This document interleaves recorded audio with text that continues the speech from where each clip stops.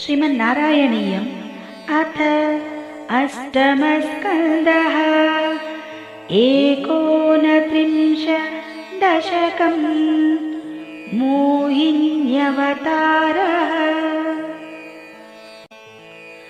उत्कच्छतस्तव करादमृतं हरत्सु दैत्येषु तान् शरणा ननु नीयदेवान् सद्यस्थिरो नादितदेव भवत्प्रभावात् उद्यस्वयूज्य कलहा दितिजा बभूवुः।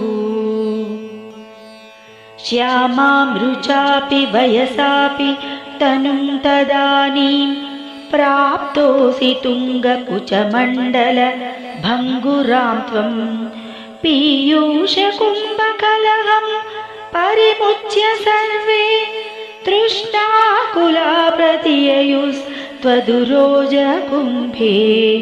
श्रीकृष्णशरणं मम सर्वत्र गोविन्द नाम संकीर्तनं गोविन्द गोविन्द। का त्वं मृगाक्षि विभजस्व सुधामिमाम् इत्यारूढरागविवशान् अभियाचतो मून्। विश्वस्य ते मयि कथं कुलटास्मि दैत्या इत्यालपन्नपिषु विश्वसि तानि। मोदात् सुधा कलशमेषु ददत्सु सा त्वं दुश्चेष्टितं मम सह ध्वनिति ब्रुवाणा। पङ्क्तिप्रभेद विनिवेशित देवदैत्या लीलाविलासगतिभिः समधासुधान्ताम्। अस्मास्वियं प्रणयिनीत्यसुरेषु तेषु जोषं स्थितेष्वत समाप्य सुधां सुरेषु।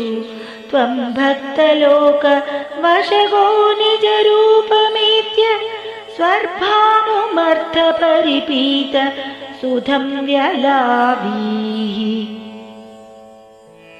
त्वत्तः सुधाहरणयोग्य फलं परेषु दत्त्वा गते त्वयि सुरैः खलु ते व्यगृह्णन्। घोरेतमूर्च्छति रणे बलिदैत्यमाया व्यामोहिते सुरगणे त्वमिहाविरासीः। त्वं कालनेमि मथमालिमुखाब्जघन्त शक्रो जघान बलिजम्भ बलान् सपाकान्।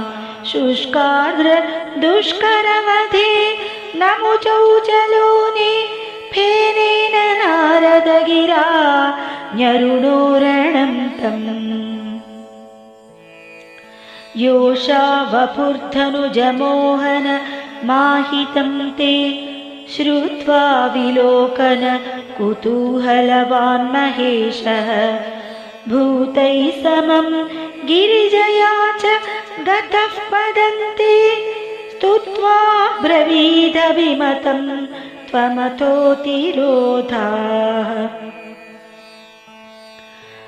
आरामसीमनि च कन्दुकघातलीला लोलायमाननयनां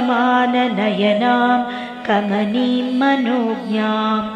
त्वामेष वीक्ष्य विगलत्वसनां मनोभू वेगादनङ्गरिपुरङ्ग समालिलिङ्ग। भूयोऽपि विद्रुतवतीमुपधाव्य देवो वीर्यप्रमोक्षविकसत् परमार्थबोधः। त्वन्मानितस्तव महात्वमुवाच देव्यै तत्तादृशस्त्वमववात निकेतनाथ। श्रीकृष्णशरणं मम सर्वत्र गोविन्द नाम संकीर्तनं गोविन्द गोविन्द।